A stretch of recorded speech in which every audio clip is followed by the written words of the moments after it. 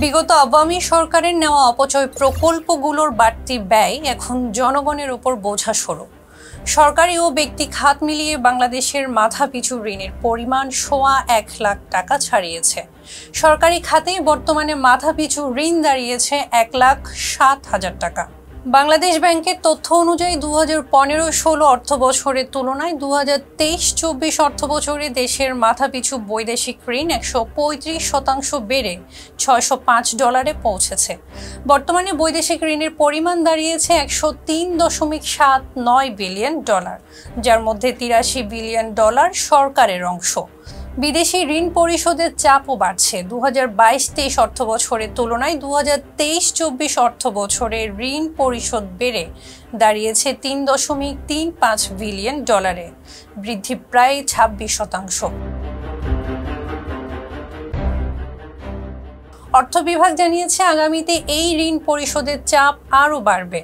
এর পরিপ্রেক্ষিতে বাংলাদেশের বর্তমান অর্থনৈতিক বাস্তবতা ও উন্নয়ন প্রক্রিয়ায় বিদেশি ঋণের ভূমিকা নিয়ে নতুন করে বিতর্কের জন্ম দিয়েছেন প্রধান উপদেষ্টার অর্থ বিষয়ক বিশেষ সহকারী আনিসুজ্জামান চৌধুরী। তিনি সম্প্রতি এক বাজেট পর্যালোচনা সভায় বিদেশি ঋণের কারণে দেশের নীতি নির্ধারণে বিদেশি প্রভাব এবং উন্নয়নের ওপর নেতিবাচক প্রভাব সম্পর্কে মন্তব্য করেন। তবে বিষয়টিকে একমাত্র ঋণ নির্ভরতা দিয়ে না দেখে একটি বড় কাঠামোগত ও নীতিগত সংকট হিসেবেও দেখা যায়। আনিসুজ্জামান চৌধুরী বলেন, বিদেশি ঋণ গ্রহণের সঙ্গে দেশকে কঠোর শর্ত মেনে চলতে হয়, যা রাজস্ব আদায় এবং বিনিয়োগ পরিবেশে বাধা সৃষ্টি করে। এই মন্তব্য সত্যি হলেও এর পরিপ্রেক্ষিতে নীতি নির্ধারকদের নিজেদের প্রস্তুতির ঘাটতি নিয়েও প্রশ্ন উঠছে। বিদেশি অংশীদারদের শর্ত মানার পেছনে প্রাথমিক সমস্যা হচ্ছে একটি পূর্ণাঙ্গ ও দৃঢ় জাতীয় কৌশলের অভাব। বিদেশিরা প্রভাব ফেলছে কারণ আমাদের নিজেদের কণ্ঠস্বর দৃঢ় নয়।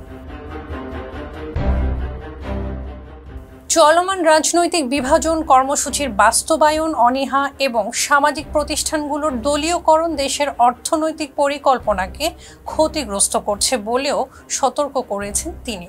স্বাস্থ্য ও শিক্ষা খাতে দলে ভাগ হওয়া শিক্ষক, চিকিৎসকদের প্রসঙ্গ তুলে তিনি বলেছেন, সামান্য সর্দি লাগলেও আমরা সিঙ্গাপুরে যাই। এটি একটি গুরুত্বপূর্ণ সামাজিক প্রতিচ্ছবি। স্বাস্থ্য খাতের প্রতি অনাস্থা কেবল বাজেট বা অবকাঠামোর সমস্যা নয়, বরং নেতৃত্ব ও স্বচ্ছতার সংকেত। চলমান করনীতি প্রসঙ্গে আনিসুজ্জামান চৌধুরী অস্ট্রেলিয়ার উদাহরণ টেনে বলেন, শুধু ভ্যাট বাড়ানো নিয়েই একটি দল হেরে গেছে। সেখানে আমাদের করনীতি নিয়ে কোনো দীর্ঘমেয়াদী পরিকল্পনাই নেই। এটি একটি গুরুত্বপূর্ণ ইঙ্গিত যে বাজেট ও রাজস্ব নীতিমালার ক্ষেত্রে রাজনৈতিক প্রতিশ্রুতির অভাব অর্থনৈতিক স্থিতিশীলতার বাধা হয়ে দাঁড়াচ্ছে। বিদেশি ঋণ থেকে বের হয়ে আসার আহ্বান একটি তাৎক্ষণিক উত্তেজক বক্তব্য হলেও বাস্তবতায় তা সহজ নয়।